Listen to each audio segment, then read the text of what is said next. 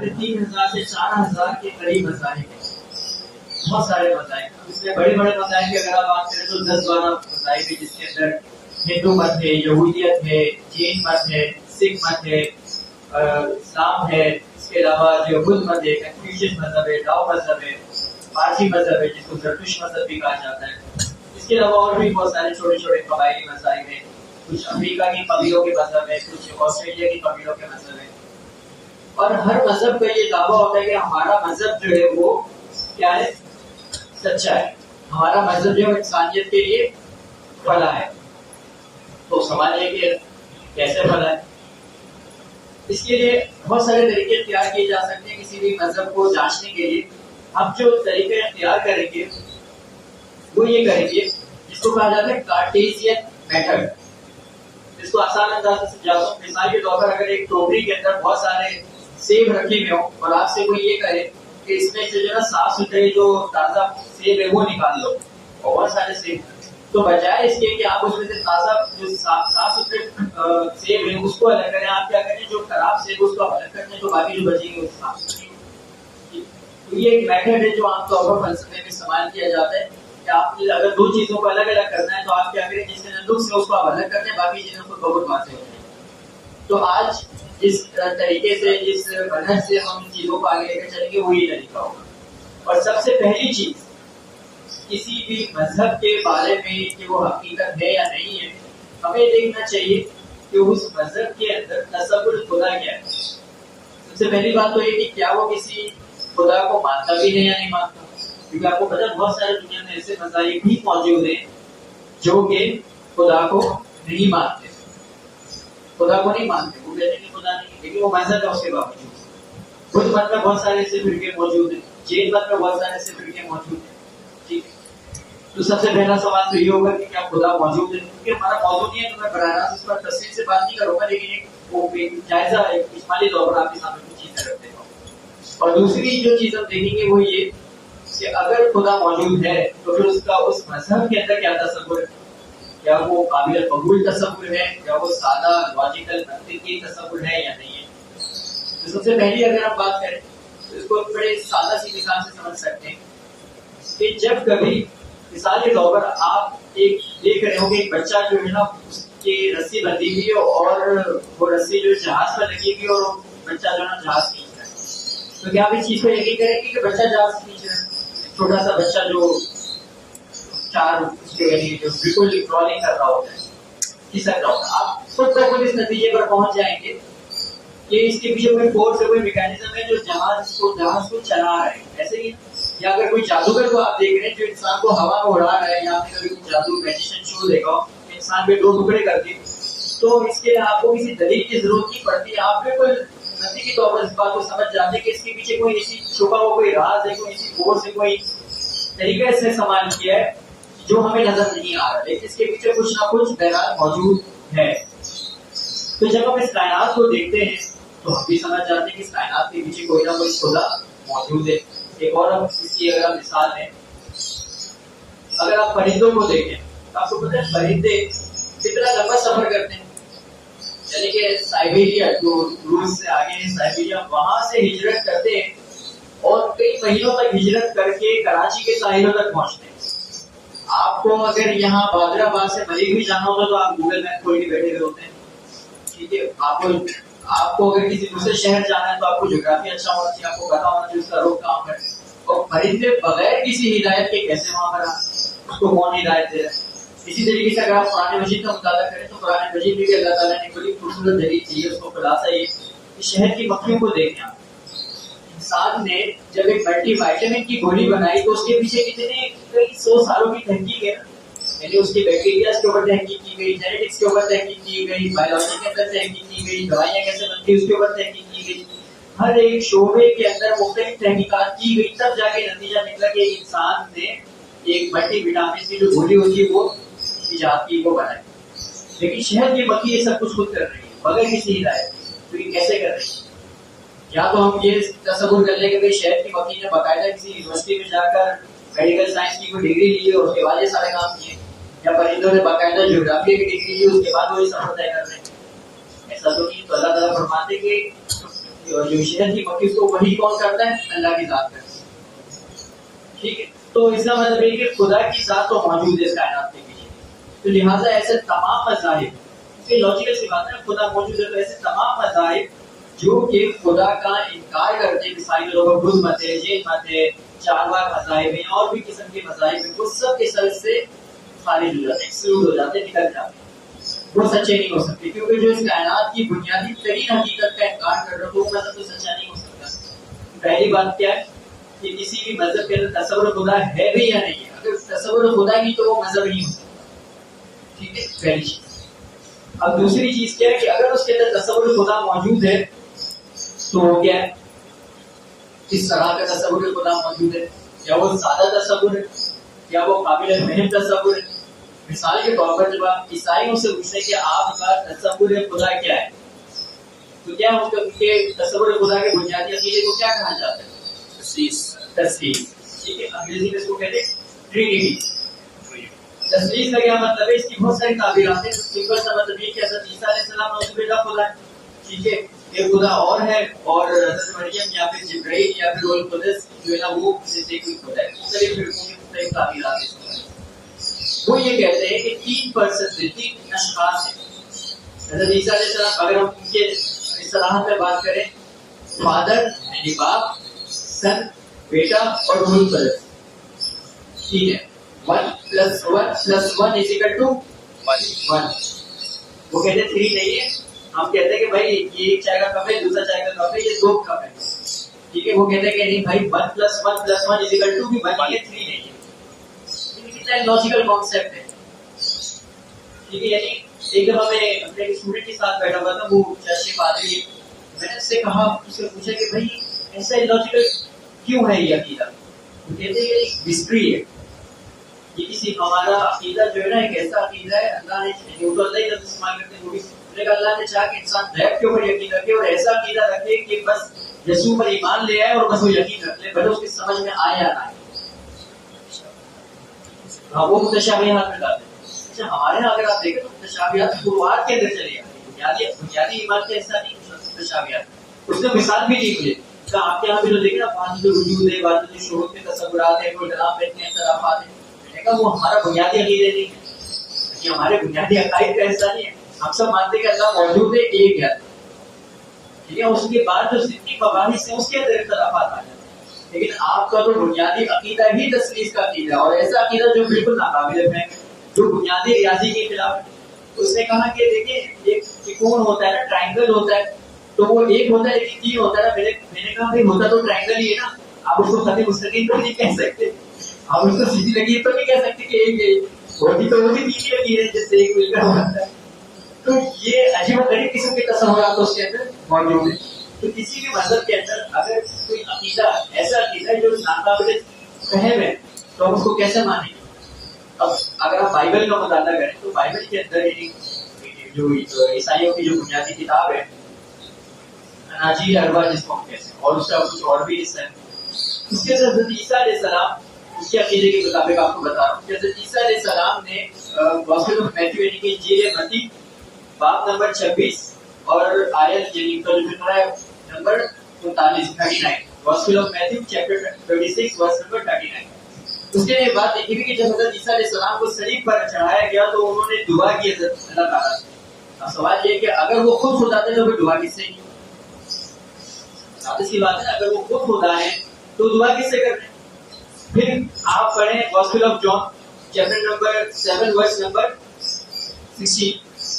اس میں حضرت عیسیٰ علیہ السلام فرماتے ہیں کہ جو کچھ میں بیان کر رہا ہوں وہ میری تعلیم نہیں، وہ میرے بھیجنے والے کی تعلیم ہے. یعنی وہ ادھر رسالت بیان کر رہے ہیں نا.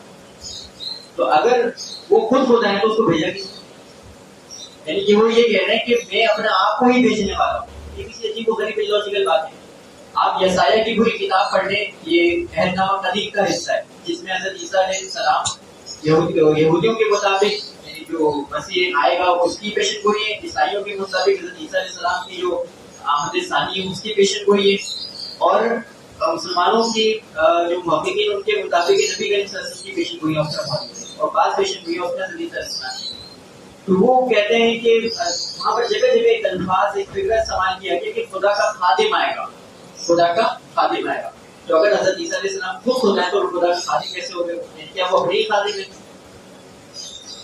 سمجھا نہیں پاتا. مطلب کتنا ایک عجیب سی کھچڑی بنی ہوئی، ایک عجیب سی پیچیدگی اس کے اندر آپ کو واضح طور پر نظر آ رہی ہے کہ عقیدہ جو کلیئر نہیں ہے. تو جو مذہب آپ کیسا عقیدہ دے رہے ہو جو آپ کو سمجھ میں نہیں آ رہا ہو، جو کہہ رہا ہو 1+1+1=3 جو کہہ رہا ہے باپ بیٹا ہے، بیٹا باپ ہے، اور جو رول قدس ہے وہ بھی باپ ہے، لیکن تینوں ملا کر ایک ہی ہے. تو آپ کو بھی جملہ نہیں نکال کے سمجھ آیا ہوگا جو میں نے کہا. تو یہ کیسا عقیدہ؟ ٹھیک ہے، تو یہ چیز جو ہے نا وہ دیکھنے کی سب سے پہلی چیز کہ اس مذہب کے اندر عقیدہ سادہ ہے یا نہیں. اس کے برعکس اگر آپ اسلام میں دیکھیں تو اسلام میں کتنا سادہ عقیدہ ہے. اسلام میں کیا ہے؟ توحید کا عقیدہ. قل هو الله احد الله الصمد لم یلد ولم یولد ولم یکن له کفوا احد. اتنا سمپل سے کتنا سادہ سا عقیدہ.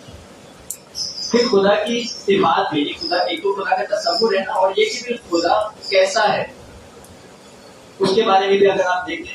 مثال کے طور پر اگر آپ بائبل کا مطالعہ کریں، کتاب تخلیق بالکل پہلی کتاب ہے، اس کا 8واں باب، اس میں لکھا ہوا ہے کہ 6 دن خدا نے کائنات کو تخلیق کیا اور نوز باللہ 7ویں دن اللہ نے یا خدا نے کیا کیا؟ چھٹی کی، آرام کیا. اسی وجہ سے سیٹرڈے یا سنڈے کو چھٹی جو آج ہمارے یہاں تصور ہے نا چھٹی کا، وہ یہیں سے آئے. کیونکہ یہودی الگ دن مانتے ہیں، عیسائی الگ دن مانتے ہیں، تو وہ سیٹرڈے دونوں کی چھٹی، دونوں خوش رہیں. تو وہ کیا کہتے ہیں کہ آرام کیا تھا. اسی بات کے اندر آپ دیکھیں کہ حضرت وہاں پہ لکھا ہوا ہے کہ نوز باللہ حضرت آدم علیہ السلام کو خدا کی چہل قدمی کی آواز ہے. خدا کی چہل قدمی کی آواز ہے کہ سب ایک ایسا تصور آپ کو مل رہا ہے خدا کا جو کہ انسانی تصور ہے، انسان تو مت تصور ہے. ایسا خدا جس کو آپ کہہ سکتے ہیں وہ دیوتا کی طرح ہے، جیسے ہندوؤں کے یہاں دیوتاؤں کا تصور ہوتا ہے اس طرح کا خدا ہے. یا آگے چل کے جب حضرت نوح علیہ السلام کا واقعہ آتا ہے تو وہاں پر بھی اسی طرح کے الفاظ ہے کہ خدا جو ہے نا اس نے کائنات کو تخلیق کیا، انسانوں کو بنایا، اور اسے جب دیکھا کہ انسان کو یہ حرکت کرتا ہے تو وہ شرمندہ ہو گیا. ایسی بات ہے خدا کی ذات، یعنی خدا سے وہ جذبات وہ اعمال منسوخ کیے جاتے ہیں جو کہ انسانوں کے. آپ وہاں پر چلے جائیں، استثناء میں چلے جائیں 30ویں چیپٹر میں، وہاں پر کیا لکھا ہوا ہے؟ سوری، کتاب تخلیق کے 30واں چیپٹر ہے، وہاں پر لکھا ہوا ہے کہ خداوند نے اور اس نے حضرت یعقوب علیہ السلام نے نعوذ باللہ کشتی لڑی. یہ وہ تصور ہے جو عیسائی آپ کو دے رہے ہیں. وہ کہتا ہے کہ یہ خدا کا دین ہے. آپ ہندوؤں کی بات کرنے چاہیں، عیسائیت کو اگر دیکھتا کبھی رکھیں، ہندوؤں کی بات کریں. ہمارے ساتھ عبد الرحمان بھائی ہیں، موجود ہیں آگے. عبد الرحمان کو پیچھے بیٹھے ہیں، وہ پہلے ہندو تھے، انہوں نے اسلام قبول کیا تھا. وہ زیادہ اس بارے میں بیٹر جانتے ہوں گے چیزوں کو. شیو ان کا سب سے بڑا خدا مانا جاتا ہے کہ جو شیو کا فرقہ ہے اس کے میں جو کہا جاتا ہے کہ ڈسٹرائر ہے، یعنی جیسے ہمارے یہاں ہے کہ فنا کرنے والا، وہ ذات ہے. اس کے بارے میں آتا ہے قرآنوں کے اندر کی مذہبی کتاب قرآن، اس کے اندر آتا ہے کہ وہ اپنی ایک بندی، اس نے بہت عبادت کی اور وہ اس کے سامنے آیا، اس کے سامنے اپنا جذبہ اس کو دکھایا اور وہ اس کے حسن سے متاثر ہو گیا. خدا کے بارے میں یہ بات آئی تو اس کے حسن سے ڈرامہ آپ نے دیکھا ہوگا کبھی، اگر ہندوؤں میں کبھی کسی کو مائتھولوجی پتا ہو، ان کی جو مالائی داستان ہے اس کی 4 چہرے ہوتے ہیں. تو کہانیاں آتی ہے قرآن کے اندر کہ ہوا یہ کہ راما کا جو بیٹی تھی تو اس نے اس کو دیکھا تو اس نے طریقے سے اس نے شہوت محسوس کی، تو وہ اپنے آپ کو چھپانے کے لیے دوسری جگہ چلے گئی. تو اس نے ادھر دیکھا ایک چہرہ یہاں نکل آیا، پیچھے چلے گئی تو اس کا چہرہ وہاں نکل آیا، ادھر چلے گئی تو اس کا یہاں چہرہ نکل آیا. یہ کس کے بارے میں بات کی جا رہی ہے؟ خدا کے بارے میں، وہ جو خالق ہے ان کے نزدیک. وشنو کے بارے میں آپ دیکھیں تو یہ قصے موجود ہیں. یہاں تک کہ ہر قرآن جتنے بھی قرآن ہیں اس کا اگر آپ ابتدائی چیپٹر اگر آپ پڑھیں گے تو اس میں بھی تخلیق عام طور پر بات ہوتا ہے. پہلا چیپٹر ہوتا ہے جس کو کہا جاتا ہے سرشٹی. تو اس کے اندر یہ بحث چل رہی ہوتی ہے کہ راما، وشنو، شیو تینوں نے مل کر ایک جھگڑا کیا کہ اصل خدا ہے کون. لیکن پتہ ہی نہیں کہ خدا ہی کون ہے، خدا کو نہیں پتہ ہی. یہ وہ تصور ہے جو دیگر مذاہب آپ کو دے رہے ہیں، جو دیگر مذاہب ہے.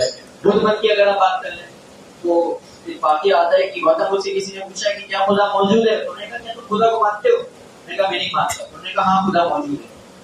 پھر ایک شخص آیا، انہوں نے کہا کہ کیا خدا موجود ہے؟ انہوں نے کہا تم خدا کو مانتے ہو؟ انہوں نے کہا ہاں میں مانتا ہوں. بولا نہیں خدا موجود ہے. کر دیا کہ خدا ہے بھی یا نہیں بھائی. اتنی کنفیوزنگ اسٹیٹمنٹ ہے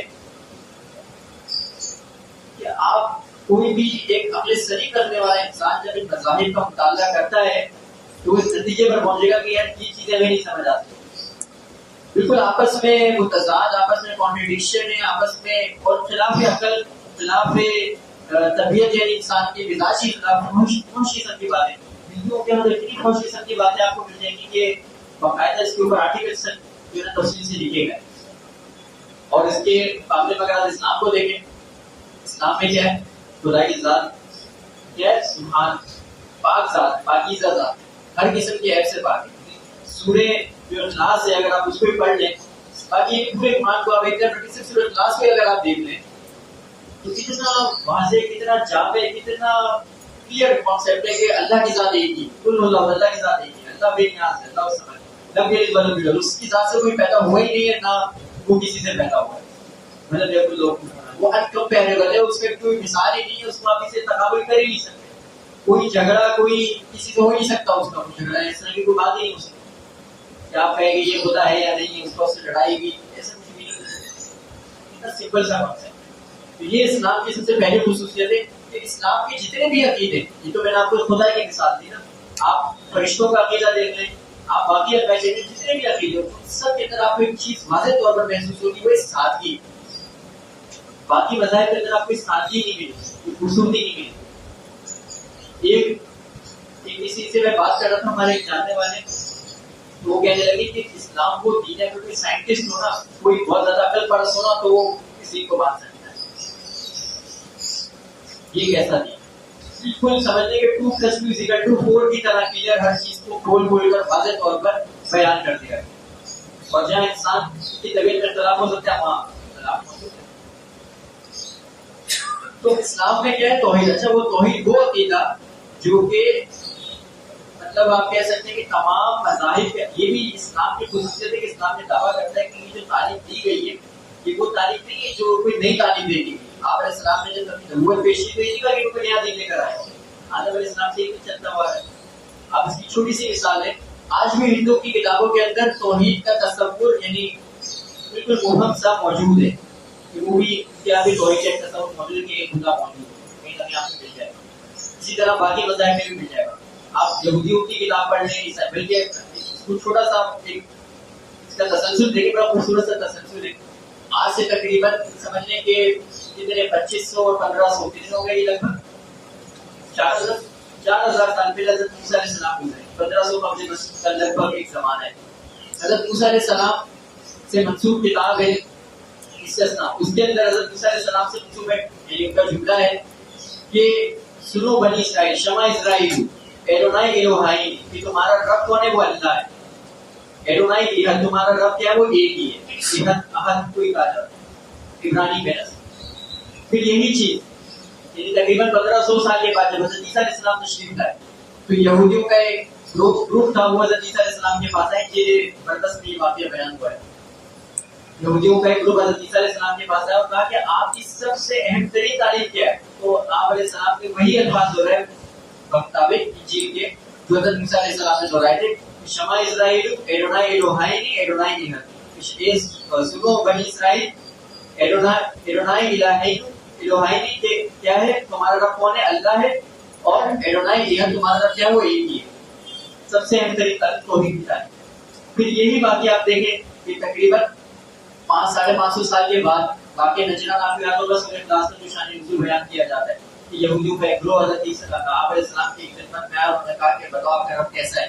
تو آپ علیہ السلام نے اپنے پروردگار کی تعریف بیان کی اور سورہ اخلاص نازل کی. ایسے یہ بات دیکھیں توحید وہ اشتراک، ایک مشترکہ عقیدہ جو تمام مذاہب کے اندر.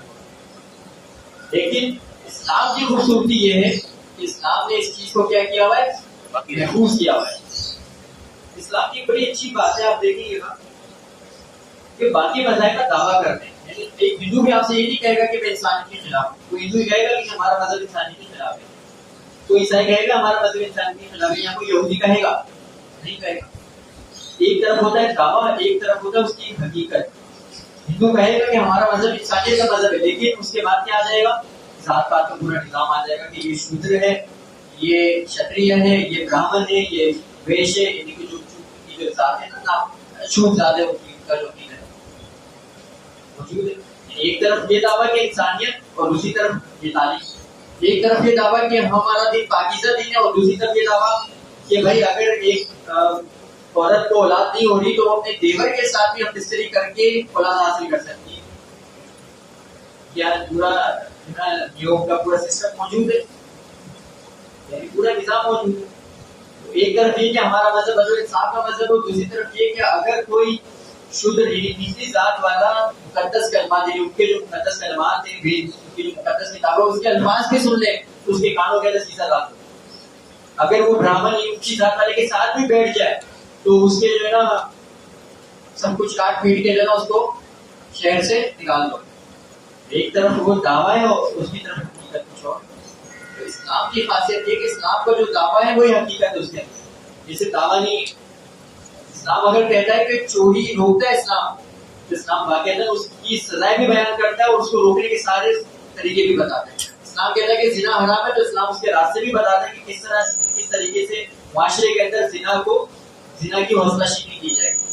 اسلام اگر کہتا ہے کہ بھائی انسان کے اندر لالچ پرواہ نہیں چڑھنی چاہیے, تزکیہ انسان کا مقصد ہے, تو وہ ایسے تمام راستوں کو بند کر دیتا ہے جو انسان کی تزکیہ کے خلاف ہے. جبکہ ہندو کے اگر آپ دیکھیں تو وہ تو جوا بھی کیا جائز ہے, سود بھی کیا جائز ہے.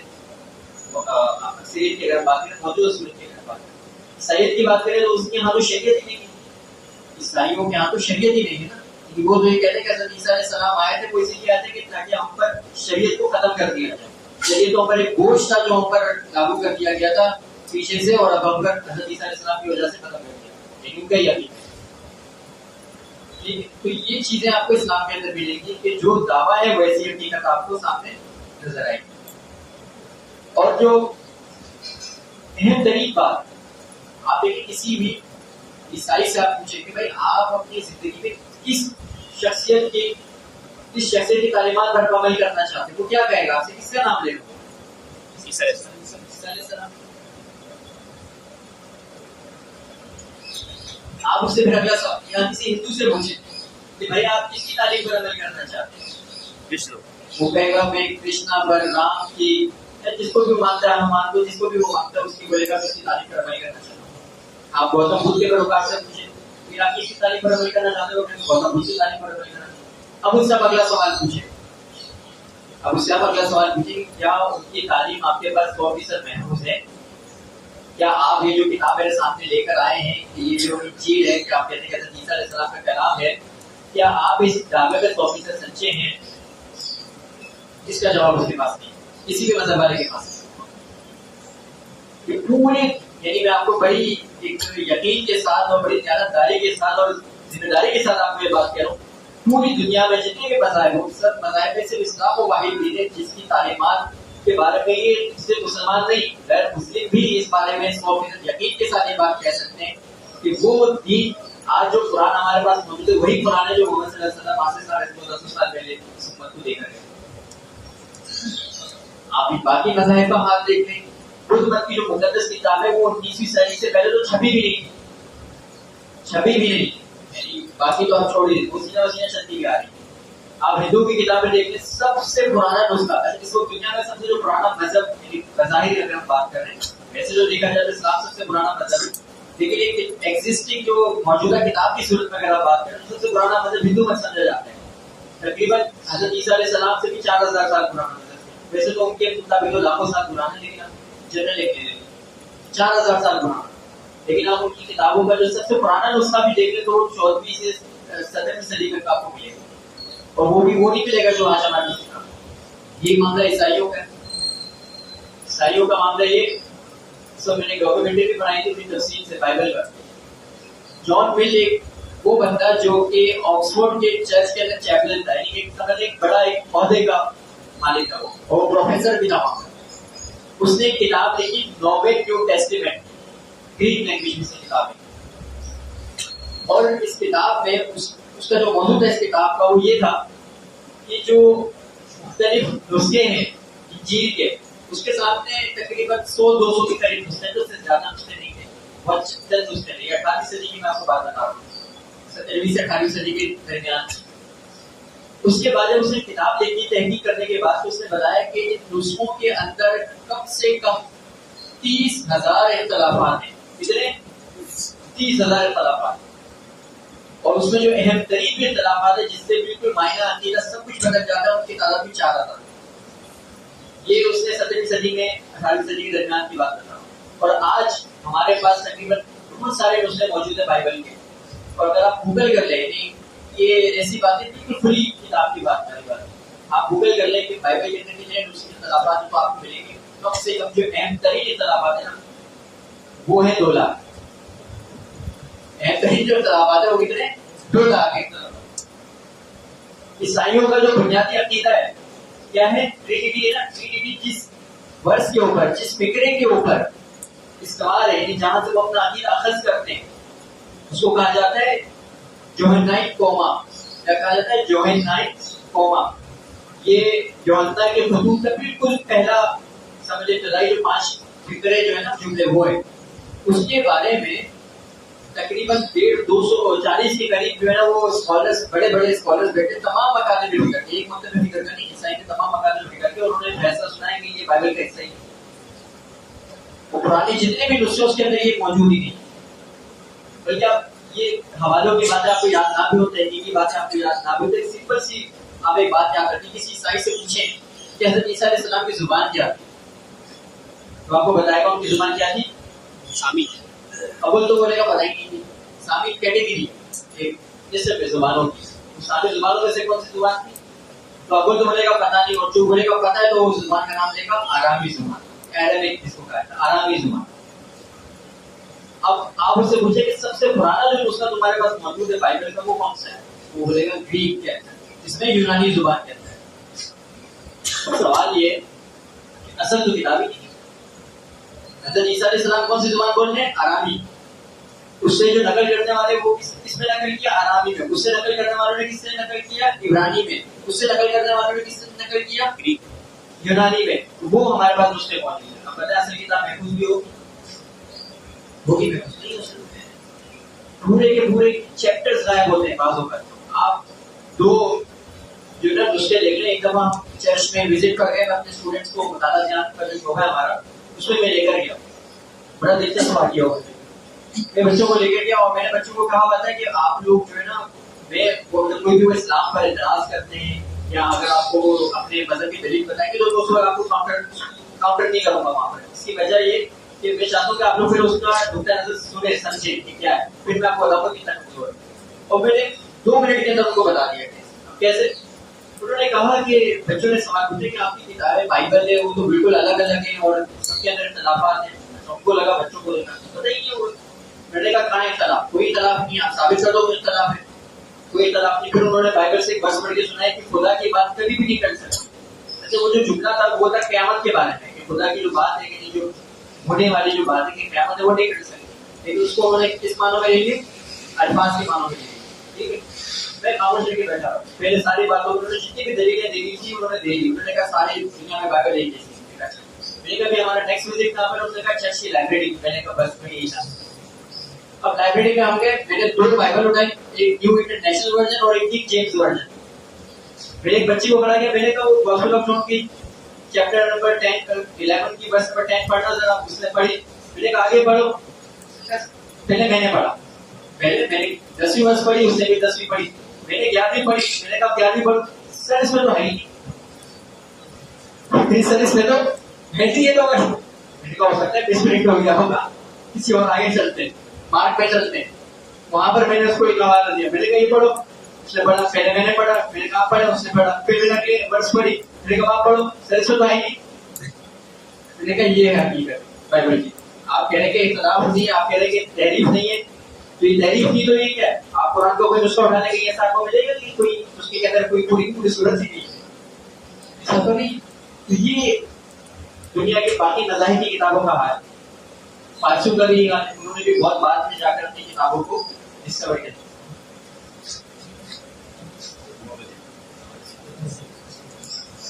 جی چلے پھر تو مزید 10 منٹ آگے لے کے چلتے ہیں. جبکہ قرآن مجید کا حال کیا ہے؟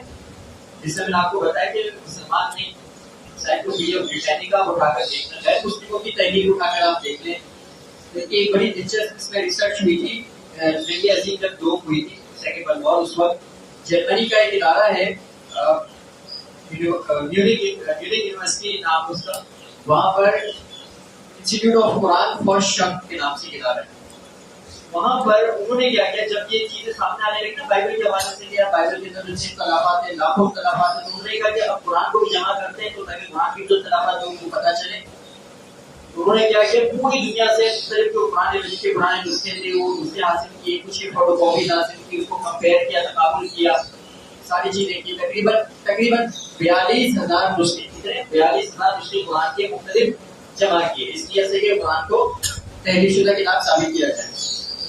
اس کی جو فرسٹ پری میچور جو رپورٹ آئی تھی، یعنی کہ فائنل رپورٹ سے پہلے والی جو رپورٹ آئی تھی، وہ رپورٹ یہ بتاتی ہے کہ ہم نے 42,000 نسخوں کو آپس میں کمپیئر کیا، کہیں پر کوئی اختلاف نہیں تھا، جہاں پہ اختلاف تھا وہ یہ تھا کہ مثال کے طور پر کہیں لکھا ہے بسم اللہ الرحمن الرحیم، کہیں بھی لکھا ہوا ہے کہ بسم اللہ الرحیم، تو اس کا مطلب ہے کہ کسی نے کاتب سے غلطی ہوئی کیونکہ باقی سارے نسخوں میں وہ صحیح ہے، تو یہ بڑی لاجیکلی پتہ چل جاتا ہے کہ کہیں پر کاتب سے کتابت کی کوئی غلطی ہو جائے تو ایک الگ چیز ہے، لیکن اصولی طور پر کہیں پر بھی کوئی فرق موجود نہیں، یہ ان کی اپنی رپورٹ ہے۔ پھر اس کے بعد وہاں پر کیونکہ جنگ عظیم دوم بھی تو وہاں پر بم گرا، اس میں بہت سارے نسخے وہاں پر ضائع ہو گئے۔ اس وقت عیسائیوں کے بھی جتنے بھی پرانے نسخے ہیں بائبل کے، وہ سب کے سب موجودہ بائبل سے مختلف ہیں۔ قرآن کی صورتحال تو یہ کہ انا نحن نزلنا الذکر و انا لہ لحافظون، تو اس کی حفاظت کون کر رہا ہے؟ اللہ تعالیٰ کی ذات کر رہا ہے، آپ نے بھی نہیں کر رہے، اللہ کی ذات کر رہی ہے اس کی حفاظت، اور اللہ نے اس کی کتابوں کی اس دین کی حفاظت کا پالے گی یا تو کیسے محفوظ رہے؟ تو بنیادی بات یہ کہ اگر میں چاہتا ہوں مجھے اگر محبت ہے حضرت عیسیٰ علیہ السلام سے، کرشنا سے، جو بھی میرا مذہب ہے، اور میں اس کے مذہب پر عمل کرنا چاہتا ہوں، کہ تعلیم پر عمل کرنا چاہتا ہوں، پہلے تو میرے پاس اس کی تعلیم ہونی چاہیے نا، تعلیم کے لیے تو میں کیسے عمل کروں؟ تو دنیا کا واحد وہ دین اسلام جس میں آپ کو ساری چیزیں آپ کو بالکل 100% آپ کو بغیر کسی اختلاف کے ملے گی۔ اسی نقطے کو اگر آپ مزید آگے بڑھائیں کہ اگر میں حضرت عیسیٰ علیہ السلام سے محبت کرتا ہوں، حضرت عمر علیہ السلام سے محبت کرتا ہوں، اگر میں بطور ہندو اگر ہم بات کریں کہ ایک ہندو ہے وہ اپنے شخصیات سے محبت کرتا ہے، تو کیا وہ اپنی شخصیات کے بارے میں ایسی باتیں سننا پسند کرے گا جو میں نے بھی آپ کو پیچھے بتائی؟ میں یہاں پہ نقل نہیں کروں گا، بائبل کی جو ابتدائی کتاب ہے اس میں آپ حضرت موسیٰ علیہ السلام کے حوالے سے، آدم علیہ السلام کے حوالے سے، یعقوب علیہ السلام کے حوالے سے، نوح علیہ السلام کے حوالے سے واقعات پڑھ لیں کہ کیا کچھ نہیں ملتا ان کے بارے میں، مستقل کی قسم کی جو پیار بہت کچھ ملتا ہے۔ بطور ایک محبت کرنے والے انسان کے تو ہم تو ان کے بارے میں برداشت نہیں کر سکتے، تو جو عیسائی جو یہودی اس کے اوپر عمل کر رہا ہے، وہ جو اپنے جو دعویٰ یہ کر رہا ہے کہ مجھے حضرت عیسیٰ علیہ السلام سے محبت ہے، وہ کیسے اس کے اوپر عمل کر سکتا ہے؟ وہ کیسے اس کو حقیقت مان سکتا ہے؟ جو ہندو کہتا ہے کہ بھائی میں کرشنا سے محبت کرتا ہوں، وہ کیسے مان سکتے ہیں کہ کرشنا جو ہے وہ وقت چوری کرتے تھے، یا وہ جو گوپیوں کے ساتھ جو ہے نا وہ سیکچولی جو ہے نا وہ ان کے افیئر چل رہے تھے، یا ان کی جو ہے نا 16,000 جو ہے نا وہ بیویاں تھی، 16,001 کیسے مان سکتا ہے؟ نہیں مان سکتا ہوں۔ تو آپ اس کو بولے کہ بھائی اگر تم شیو سے محبت کرتے ہو، اگر تم برہما سے محبت کرتے ہو، تمہارا دعویٰ ہے نا، تمہاری اٹیچمنٹ ہے، تو کیا تم یہ مانتے ہو کہ جو تمہاری کتابوں میں لکھا ہوا ہے، جو برہما قرآن میں، وشنو قرآن میں، شیو قرآن میں جو لکھا ہوا ہے کہ یہ جو ہے نا وہ سیکچولی اتنے زیادہ تھے کہ پتہ نہیں کس کس کے ساتھ زنا کیا انہوں نے؟ یعنی ہم یہ نہیں کہتے کہ ان شخصیات کے بارے میں جو کچھ لکھا ہے وہ صحیح لکھا ہے، ہمیں نہیں پتا، بلکہ اللہ بہتر جانتے ہیں۔ جو ہمارے کابری کا جو موقع ہوتا ہے ان کے بارے میں اس طرح کی باتیں خود بیان نہیں کرتے کبھی، لیکن آپ ان سے سوال کر سکتے ہیں، بھائی اگر آپ ان سے محبت کرتے تو آپ کو یہ چیزیں نہیں ماننی چاہیے۔ جبکہ اسلام کی اگر آپ بات کریں، اسلام میں پیغمبروں کا تصور بالکل پاکیزہ تصور، معصوم ہوتے ہیں، ان سے کوئی بھی شرک، کوئی بھی گناہ، کوئی بھی اس طرح کی چیز سرزد نہیں۔ یہ اسلام عقیدہ دے رہا جو ہمارے پیغمبروں کی جو عصمت ہے، جو ہمارے پیغمبروں کی جو شان ہے، جو ناموس اس کی حفاظت کر رہے ہیں، باقی کی حفاظت نہیں کر رہے۔ اور آخری جو اس کے اندر نقطہ ہے، جو بڑا اہم نقطہ ہے، وہ یہ اسلام دنیا کا وہ واحد دین ہے جو دین فطرت ہے۔ اس دین فطرت سے کیا ہو رہا ہے؟ دین فطرت کا مطلب صرف یہ نہیں کہ ہم عام طور پہ سمجھتے ہیں کہ بھائی بچہ پیدا ہو گیا لوگ مسلمان پیدا ہو۔ دین فطرت کا مطلب یہ ہے کہ انسان کی جو فطرت ہے اس کے عین مطابق ہے، جو اللہ تعالیٰ نے اس کے جو سیٹ آف رولز متعین کیے۔ اس پر حجت اللہ بالی میں بڑی ایک زبردست کتاب ہے، اگر آپ اس کو پڑھیں اس حوالے سے آپ اس کے اندر بڑے حیرت انگیز آپ اس کے اندر نکات آپ کو ملیں گے. اس کا جو خلاصہ ہے ایک بات کا وہ میں آپ کو بتاؤں. اس کے اندر لکھا نظر کی ضرورت انسان کو کیوں ہے. شاہ ولی اللہ نے جو بات مانتے ہیں وہ فرماتے ہیں کہ جس طریقے سے ایک گائے ہے ٹھیک ہے نا, وہ کیا کھاتی ہے, گھاس کھاتی ہے, شیر گوشت کھاتا ہے, اس کی نیچر ہے نا, اس کی فطرت ہے. اگر اس فطرت کے خلاف چلے گا تو کیا ہوگا, بیمار ہو جائے گا, مر جائے گا. جیسے کہ اسی طریقے سے انسان کی فطرت یہ ہے کہ وہ شریعت کے اوپر عمل کرے. اس کے خلاف ہو جائے گا تو کیا ہو جائے گا, اس کی ذات میں بھی اور انفرادی طور پر بھی اور اجتماعی طور پر بھی انتشار کرے گا. مثال کے طور پر اگر اس ملک سے آپ یہ ٹریفک کے جو قوانین ہے اس کو ختم کرتے ہیں, کیا ہوگا پھر کتنے حادثات ہو رہے ہوں گے. ابھی تو ہم عمل نہیں کرتے تو اتنے کچھ ہوتا ہے. اگر آپ بالکل ہی ختم کرتے ہیں کہ آپ سے کوئی چالان نہیں ہوگا, جس سے جو کرنا اپنی مرضی کرے تو کیا ہوگا, انتشار پھیل جائے گا. نظر کی ضرورت بھی آپ کو اس وقت معلوم ہوتی ہے جب یہ اس کی غیر موجودگی ہو. اور یہی ہوا جب آپ مغرب میں دیکھتے تو آپ کو پتا چلتا ہے کہ انہوں نے نظر کچھ والوں کے ساتھ کیا کچھ نہیں ہوا. اسلام دین فطرت یوں بھی ہے کہ اس کے ہر ایک حکم انسان کی فطرت کے مطابق ہے. میں آپ کو اس کی ایک کیس اسٹڈی کے طور پر دیتا ہوں. منگولیا میں تقریباً 12ویں صدی عیسوی کے قریب ایک بہت بڑی جنگ ہوئی اور اس میں کئی لاکھوں لوگ مارے گئے. یعنی کہ جو آبادی تھی 12-13 لاکھ سے کم ہو کر کتنی ہو گئی, 2.5-3 لاکھ ہو گئی. 2.5-3 لاکھ آبادی ہو گئی تو وہاں پر اب لوگ ظاہر سی بات ہے جنگیں ہوئی ہیں تو لوگ وہاں پر پریشان ہیں, مینٹلی جسمانی اعتبار سے بڑا کرب میں تھے. تو وہاں پر ایک مذہب نے انٹری کی, جس نے بدھ مذہب نے انٹری.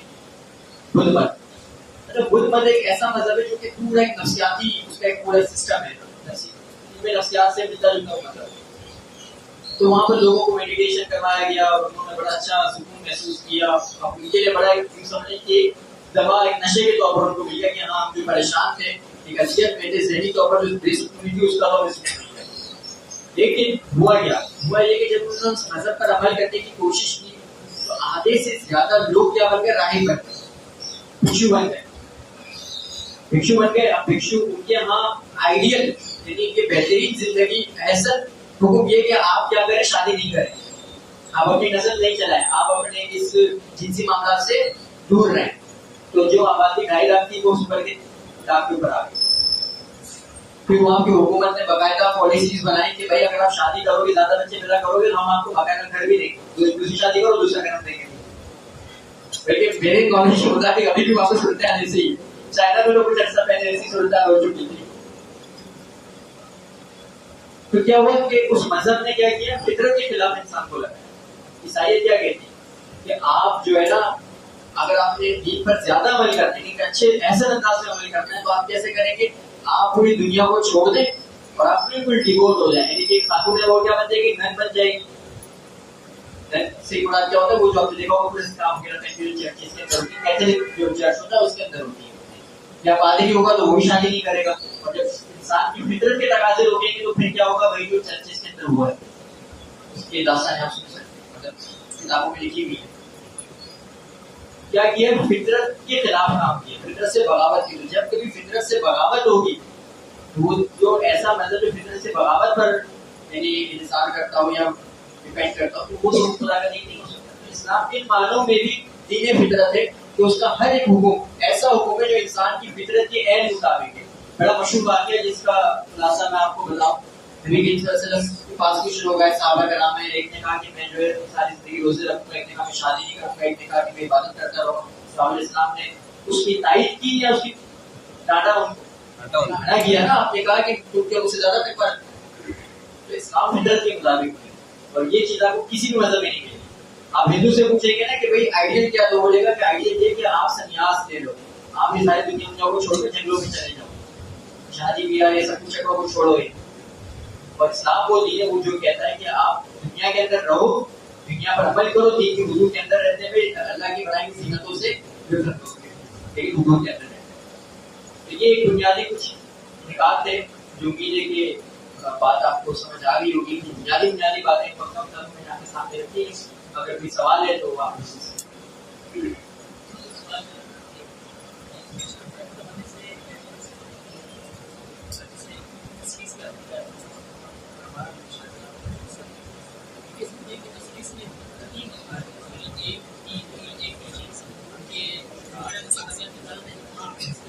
یہ ماشاء نیچے ایک نقطہ بیان کیا. تصریح ہے وہ تو منطقی طور پر محال ہے. اس کو آپ لوگوں نے پڑھا ہوگا, مفیدہ میں بھی پڑھا ہوگا, بالکل ابتدائی بات میں آتا ہے. تو منطقی طور پر محال ہے, جبکہ ہمارے یہاں جتنے بھی متشابہات ہیں وہ منطقی محال ہے. یہ سمجھیے وہ ہماری پرسیپشن جبکہ ہمارے ادراک سے تھوڑا سا باہر ہے. مثال کے طور پر اگر سائنس کے بارے میں اگر ہم پڑھیں تو سائنس ہمیں ایک تصور دیتی ہے بلیک ہول کا, جس میں بتایا جاتا ہے کہ وقت بھی موجود نہیں ہے, جگہ بھی موجود نہیں ہے. اب وقت بھی نہیں ہے, جگہ بھی نہیں ہے, ہم سوچ نہیں سکتے. ہمارے لیے وہ کیا ہے, بیونڈ پرسیپشن, یعنی ناقابل ادراک ہو سکتا ہے, ادراک سے ماورا ہو سکتا ہے, لیکن یہ نہیں کہ ناقابل, سوری یہ نہیں کہ خلاف عقل ہے. یہ دونوں الگ الگ چیزیں.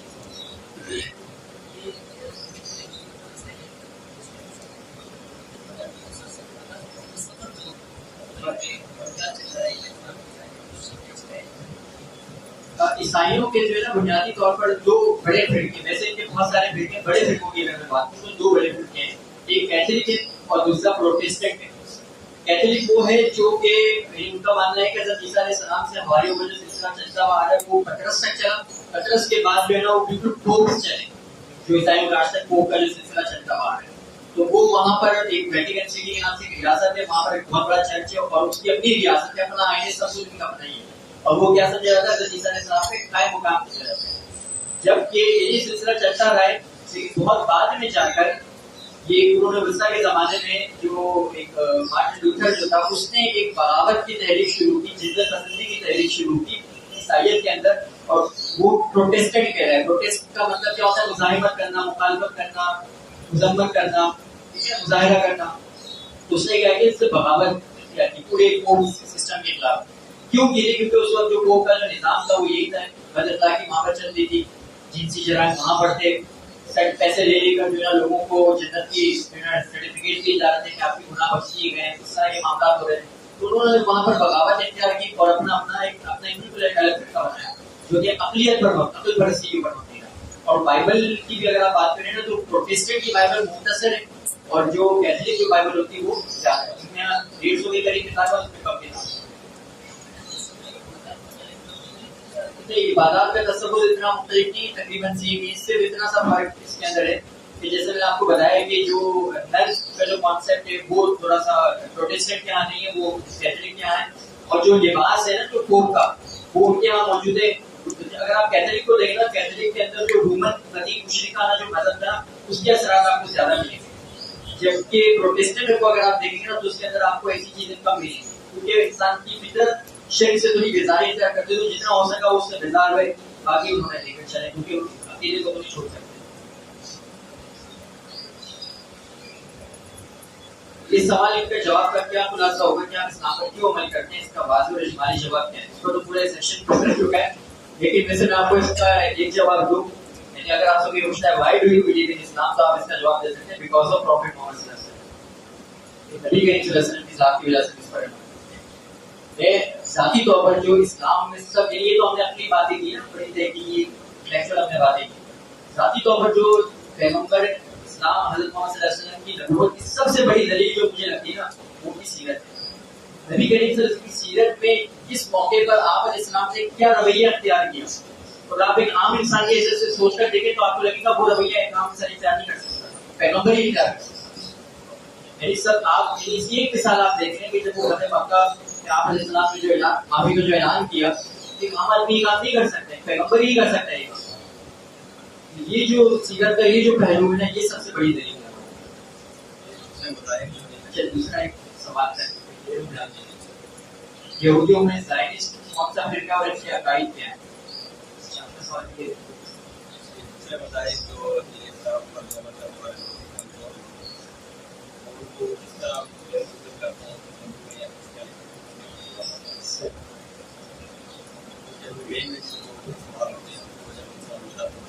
ایک یہ سوال آیا تھا یہودیوں کے یہاں جو زائنسٹ یعنی جو سیونی جو تحریک ہے وہ کیا ہے. یہ اصل میں جو یہودی ان کا ایک عقیدہ ہے, سارے یہودی کی سیونی نہیں ہوئی, یہ بھی ذہن میں رکھنے والی بات ہے. یہودیوں کا ایک خاص فرقہ جو سیونی کہلاتا ہے, اور ان کا یہ عقیدہ ہے کہ ایک مسیح جو ہمارے نزدیک دجال ہوگا وہ آئے گا, اور اس کو تب آئے گا جب ہم ہیکل سلیمانی کی تعمیر دوبارہ سے کر لیں گے, جب ہم پوری گریویڈ اسٹائل کو تعمیر بنا چکے ہوں, تیار کر چکے ہوں. تو اس کے لیے جو پولیٹیکل جو سیاسی چیزوں جو ہے جو کر رہے ہوتے ہیں ان کو صحیح نہیں کہا جاتا ہے. آپ سے میں آپ کو انداز تشریح. لیکن خود یہودیوں کے یہاں ایک بہت بڑے تعداد میں لوگ موجود ہیں, جیسے آرتھوڈوکس اگر آپ یہودیوں کو دیکھیں یا باقی یہودیوں کو دیکھیں, سکوتی یہودیوں کو دیکھیں, تو وہ ان کو نہیں مانتے, وہ خود ان کے خلاف بھی. لیکن اس وقت جو عالمی سطح پر جو پاور کے اندر ان کے پاس کوئی قوت ہے وہ اس یہودی طاقت ہے.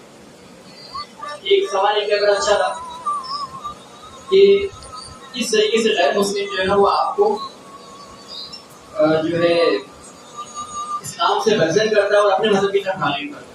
بڑا اچھا سوال ہے. دیکھیں اس کے پاس اپنے مذہب کو بیچنے کے لیے تو کچھ بھی نہیں ہے, یہ بات تو طے شدہ ہے ان ساری بنیادی باتوں کے بعد.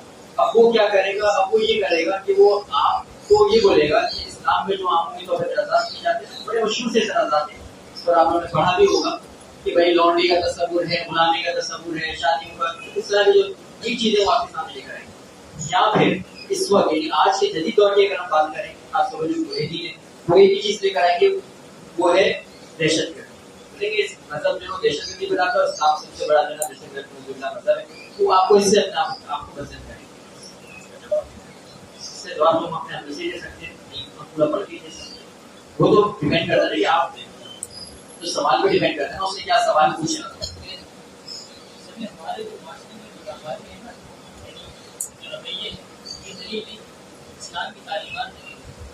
ہم اس کو یہ بتائیں گے کہ دیکھیے جو ہم عمل کر رہے ہیں وہ اسلام نہیں ہے. اصل اسلام تو وہ جو پیغمبر اسلام کی سیرت ہے. آپ اس کے اوپر کوئی اعتراض کریں تو آپ بات کر سکتے ہیں, اس کے اوپر تو کوئی اعتراض نہیں کرنا. سب سے جو آئیڈیل ماڈل ہے وہ نہیں ہے.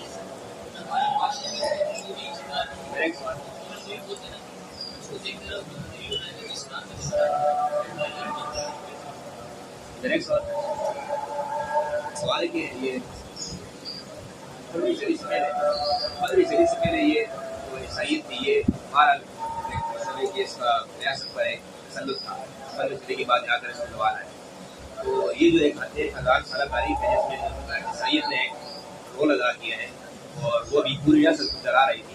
اگر ہم یہ سمجھتے ہیں کہ ریاست کو جتنے انتظامی معاملات ہیں اس کو چلانے کا جو مکمل ایک نظام دیے وہ ہمیں اسلام نے دیے, اس کے علاوہ جتنے بھی مذاہب ہیں وہ یہ دیتے نہیں ہیں. یعنی کچھ اخلاقی مذاہب ہیں, کچھ وعیہ یہ عیسائیت کیسے مطلب ہے کہ 1000 سال تک اس ریاست کو چلاتی ہے. یہ ایسا انتظام اس نے دیا کہ 1000 سال تک چل رہی ہے. کیا مطلب سوال یہ ہے کہ دیکھیں یہ ہم بھی مانتے ہیں کہ 1000 سال تک 15ویں صدی سے پہلے عیسائیت نے ریاست کو چلایا. مطلب بغیر اس کے کہ اس کے پاس نظام نہیں. ہم یہ بھی معلوم ہے کہ جو عیسائیت ہے, عیسائیت کے پاس صرف عبادات, کچھ لوگمات وہ کس طرح پوری ریاست کو چلا رہے ہیں. اس میں نا یہ سوال بڑا اچھا ہے کہ ہم یہ کیسے مطلب سمجھے اس بات کو کہ عیسائیت جو ہے نا اسلام میں تو پورا سیاسی نظام, معاشی نظام سے موجود ہے, عیسائیت میں نہیں ضرورت ہے, 1000 سال تک کیسے چلے گی. ایک سوال باقی مذاہب کے بارے میں آتا ہے. یہاں پر میں ایک تقابل ادیان کے تعلق کے حصے سے آپ لوگوں کی غلط فہمی میں دور کروں گا. وہ یہ کہ ایسا نہیں ہے کہ صرف اور صرف اسلام کے اندر یہ سارے نظام ہیں. آپ یہ میں تو یہ سمجھتا ہوں کہ یہ اللہ کی ذات کے اوپر آپ ایک اعتراض کر رہے ہیں کہ اللہ تعالیٰ نے ایک اتنی بڑی تہذیب پیدا کی اور ان کو سب کچھ دے دیا لیکن نظام نہیں. باقی جتنے بھی پیچھے مذاہب گزرے ان کے اندر بھی سارا نظام موجود تھا. بات اس کے اندر تحریفات ہوئی ہے جو ہم ایک بعض اوقات ایک سمجھنے کی دلیل کے طور پر دیتے ہیں نا کہ ہمارے یہاں تو بیت الخلا جانے کا بھی پورا ایک تعلیم موجود ہے. تو یہ آپ کو ہندوؤں میں بھی مل جائے گی, ایسا نہیں کہ کہیں اور نہیں ملے گی, ہر جگہ آپ کو ملے گی, یہ ہر جگہ ملے گی. اصل بات یہ کہ وہ آج کے اعتبار سے اپلیکیبل نہیں ہے, قابل اطلاق نہیں ہے, قابل عمل نہیں ہے. ہمارا دین آج کے اعتبار سے بھی قابل عمل ہے. فرق یہ نظام ان کے پاس بھی, آپ پتہ ہے یہودیوں کے یہاں بھی پورا سیاسی نظام موجود ہے, عیسائی جو ہندو ان کے یہاں پورا معاشی نظام موجود ہے. اسی طریقے سے جیسے ہمارے یہاں فکر موجود ہے, یہودیوں کی بھی فکر موجود ہے, لیکن فرق کیا ہے, وہ قابل عمل نہیں, ہمارے قابل آبادی یونیورسل